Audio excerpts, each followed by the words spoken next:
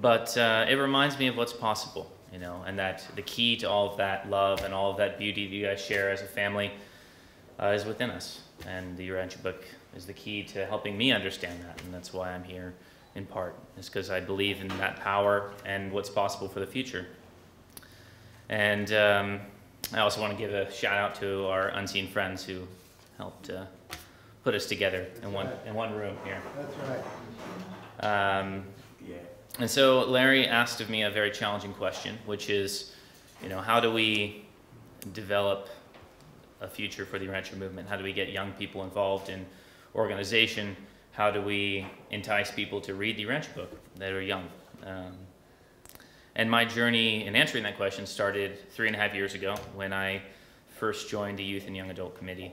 And we meet every week for an hour and a half on a conference call. And we've been meeting weekly for the last 3.5 years consistently, thinking about this problem, coming up with creative solutions to what we see, and trying to, you know, practice leadership and bring people together, explore ideas.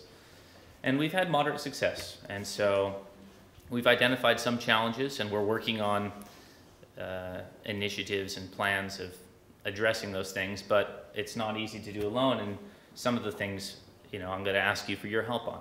And so the first challenge that we identify is, you know, just a sign of the times, is it's the age of the internet, right? And so back in the day when things were spread via word of mouth or booths or whatever outreach activities there were, you know, it's not the booth that was the most compelling thing. It's not the fact that the book is there sitting on the table.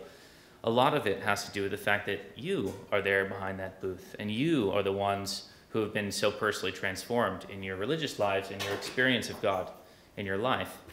And that mechanism doesn't exist on the internet, right? I don't know if anyone's been on a Facebook, Urantia Facebook site and listened to all the ridiculous chatter that happens in those things sometimes. But it dissociates you from that very powerful personality connection, which is inspiring. You know, it can inspire someone to read the Urantia book very quickly when you see that in someone, because you want what they have. And so we've recognized this need to do our best effort at providing that resource on the internet. And what started out as a pet project of Teva Orjula, some of you may know, he's also on the Youth and Young Adult Committee with me, was the website Urantia Now. And it's been taken over by the fellowship and is striving to be a resource where individuals can share their personal religious experience of the Urantia book. It doesn't have to be literally perfect, what you write. It has to be, you know, we want to share people's honest experiences and how, whatever it is, if it's how your whole life was transformed by the Urantia book, or how a certain philosophy could uplift or, you know, make meaningful just a moment. You know, those stories of personal religious expression as inspired by the Urantia book are what we believe to be essential to how the internet can be a tool for dissemination. You know, we have a lot of great organizational websites, like the fellowship website, the foundation website, where you can find the Urantia book and find study aids. But if I'm a person skeptical, browsing on the internet at home, you know, just reading those pages, yes, you know, the Spirit of Truth can do wonders, but seeing those truths represented in someone's lives is a very powerful thing. And so my first call to action for those of you in this room who are interested, and you can hit me up after I'm done here, is, you know, if you have experienced some transformation that's inspired by the Urantia book, whether in the past or in the present, how it's changed your ministry life or in terms of the quality of your relationship with God, or whatever it is, you know, something that you have been personally inspired by the Urantia book in your life, please share it, right? There are people out there searching the web, and there's a whole bunch of junk. There's, you know, random things, you know, and the internet is a very, it's a wild west, right? And so we want to try to create a space. Oh, it's my call call to worship. I'll do that later.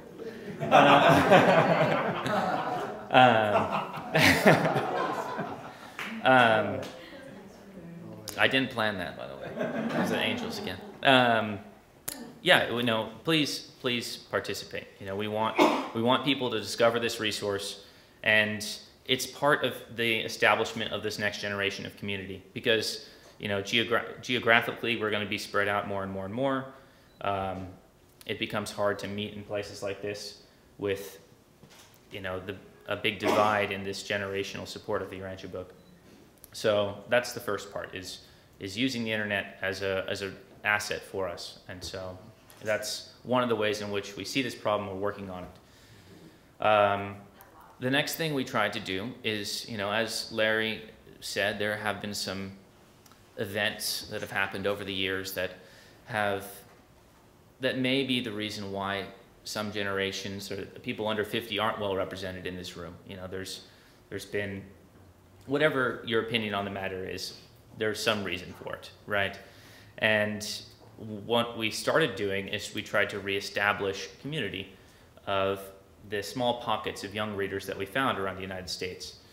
And we were very successful at this in small regional gatherings, and we created a space for young people to share their ideas and their experiences with the Urantia book, and then we'd partner with local societies and bridge these, the small emerging young community with the robust communities of these areas that we went to. We had very meaningful experiences doing that. But one of the challenges in actually meeting is a challenge of our generation, our financial problems. Our generation, I was interested in these Pew Research studies about understanding our generation. Our generation, the millennials, are the first generation where poverty, unemployment, and forget what else it was. Probably something like this. Poverty, anyways. Oh, yeah, and it's the first generation where it's lower than the previous two generations before it. And income, that's what it is. Yeah. And so, IC14 was this last summer. It was an amazing event. It was really well put on. It had a wonderful spirit, same spirit that we find in this room. It was creative, had a play, had music, worship, but it was expensive. It was expensive to get there. And for someone who hasn't established themselves as an adult, in terms of finances and things like this, it's prohibitive. And finances are just one sign of the times in ways in which the millennial generation has been set back. Family values have been set back. The average person 30 years ago, 40% were married when they're 32. Now the person 26% when they're 32. And so everything is set back. And even in my own life, I didn't really take ownership over my personal religious life until after college, after I got a career, after I had free time and some money to do things that I was interested in, and I could look at a day, which I had my free time, I'm like, what do I really want to be doing now that all these adult things are crossed off my list, right? And then I read the Urantia book, and then I realized that it was something that I'm going to be dedicating the rest of my life to. And so part of the answer is just patience, in that there's going to be a delay in getting millennials into functional community because of the challenges of the age. And there is some work that's also, again, being done on this front. The foundation, for example, released a letter or something this last couple weeks, and they are rolling out an endowment initiative to raise $25 million to steward the Urantia book from 2015 to 2050. And if you read the rationale as to why they're doing this, they say that we recognize that these next generation that we need to help as into leadership and help oversee where the Urantia book's going to go into the future, they aren't able to support the revelation and themselves to the extent that the revelation needs at this time. And so there is work being done in this effort. So a little patience with us. I think, in a few years, maybe 5, 10, as people get their footing in their adult life, they can, take more time and have more resource in making it to events and participating in larger community, which is important. The third thing, if we actually want young people, is to engage young people where young people are, right? And so we have a leader in this room here, Josh, who goes to the ASU campus. And college outreach is one of the most important things that our committee has been working on over the last number of years, because a lot of college outreach, which existed in the past, has died off. There's only a handful of campuses that have Urantia books actively on campus and people evangelizing and disseminating the book there. And so I went through my own personal journey of getting on campus because I joined the Yaya committee. This is something we did, but I was very nervous. I didn't know what to do. To tell you the truth, I wasn't even comfortable standing in front of a booth that had, big Urantia book signs and things like this. I didn't have that confidence, But the solutions are many, and one of the ways which the committee really helped me and that I'm grateful for is they allowed me to personalize this evangelism experience. And so I go on campuses, and my banner says spiritual unity, because that's the thing I'm most passionate about, is the fact of our brotherhood and sisterhood. And the reason why I'm so passionate about that is because of the Urantia book. And so students come up to me and ask me what spiritual unity is, and on the table is the Urantia book, and everything from my personal religious life. Everything on this table I can talk about with conviction and sincerity, because it all relates back to God, and it all relates to the God that I understand from the Urantia book. And so my experiences over the last years have been incredible. Every time I go on campus, and we were just talking about this, how there's always someone, and there's always students searching, and there's always opportunities to engage in conversation and share. And I go to expos and Urantia book booths, and you sit there for hours, and you have a couple good interactions, and you sell a couple books. I promise you, doing this, I give out 10 times more Urantia book cards and students interested in the Urantia book, just because the way in the context, right? The context is as a person, right? Not as part of an organization. And that's the level of evangelism that I think is required of us going into the future, to really solidify growing a base of young people. So the second call to action, you guys have, again, someone on campus. You have a Urantia book club on the biggest university in the United States, and you guys are, within an hour, probably most of you. And so if this is something that you sincerely want out of your community, build that in your community and get in contact with Josh or get in contact with me. There's plenty of resources out there to support you in your efforts. And those are all more or less the sort of broad brush ideas on how to fix this problem as a group. But I think the real solution to the future of the Urantia movement is committing ourselves on a personal level. And so I prepared one quote from the Urantia book to read to you, which is, "The religious challenge of this age is to those far-seeing and forward-looking men and women of spiritual insight who will dare to construct a new and appealing philosophy of living out of the enlarged and exquisitely integrated modern concepts of cosmic truth, universe beauty, and divine goodness." And I can think of no greater exquisitely integrated modern concepts of cosmic truth, universe beauty, and divine goodness than is found in the Urantia book. And so the real challenge for each of us is developing that philosophy of living that integrates the things that we find in the Urantia book, the things that we read about in our study groups, and make them alive in our hearts.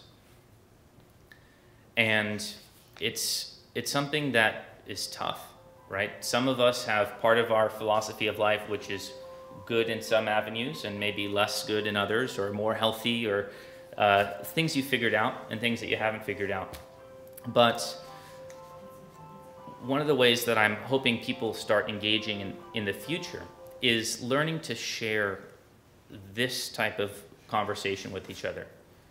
You know, the Urantia book tells us of this immense experience of God, a God that has supreme values, that is of supreme value. You know, we can look to God as an ideal in every element of our personal development, and we can strive to understand those values, and it grows in meanings, and then it reflects back to a higher understanding of values. We have a God that is a God of living wisdom. You know, we had Jesus here on earth. We have a master son that lives in our hearts, and we have a relationship with God that we can understand his mercy and forgiveness and his compassion in our minds and our hearts.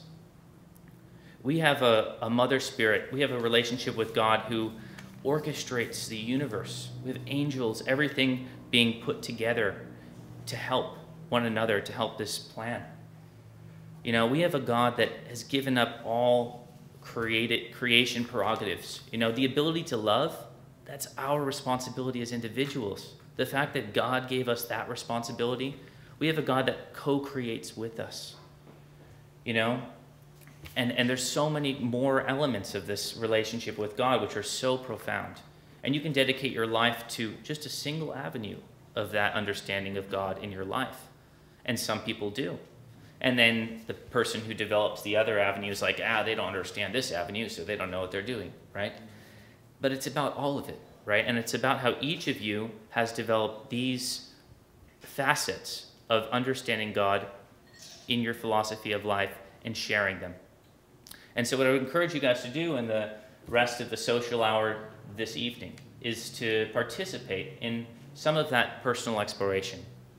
You know, you guys have much more experience reading the Urantia book and having its teachings seep into your life and make meaningful changes into your life. You know, so it's something that I, as a young reader, am always craving when I come to events like this and meet, you know, longtime passionate readers, is how they've taken these teachings and reflected it into useful habits, tools in their life.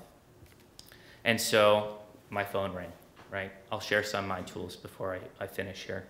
You know, I set my phone a few times a day, and I try to place my timer at a point where I don't think about God much. I don't reflect on my universe purpose much, and I schedule them to go off at that time. And sometimes I can't get to it, but sometimes I can. One of the biggest personal challenges is bringing God into my workplace. I'm a chemical engineer. I'm in a, you know, there's a chemical manufacturing facility surrounding me. It's just pipes with no windows, right? You know, it's just, yeah, it's a box, right? And so 7 a.m., I start work early. 7 a.m., after a little bit of work, I sneak off into an electrical cabinet. And I have a chair there, and I worship. And that's just a little tool that I've developed, right? To try to nudge myself into being that participant, which I believe is so important. Another tool that I'll share with you that I've figured out for myself is, you know, sometimes when I'm engaged in conversations with people that have nothing to do with religion or spirituality, I'm only listening 95%. And the 5% of my brain is thinking about this person, and whoever it is, someone at work, male or female, Barry, I love you. Barry, I love you. And I just a little bit of my brain is thinking this. And I tried practicing this in our financial meetings at work. And it's amazing how the room softens, and it puts into perspective my relationships, my real relationships with these people. And it's just a mental habit, again, that is a tool for me to try to understand the perspective that I believe Jesus is trying to teach us, you know, and how we should love our brothers and sisters, how we should be serving. And so I have a huge list of these little tricks that I've developed for myself, and I'm sure you have your own, right? And that's what's so wonderful about this is exploring these tools in which we've brought these multifaceted elements of the God of the Urantia book, this immense, beautiful, true, and good God. And so, I thank you for listening, and I encourage you to share and grow in this way, so that when people meet a Urantia book reader, they are inspired by Jesus, right? And that they see in you the truths of the book before you even have to introduce them to the text. And then when you introduce the text, boom, all the pieces fit together. Thank you.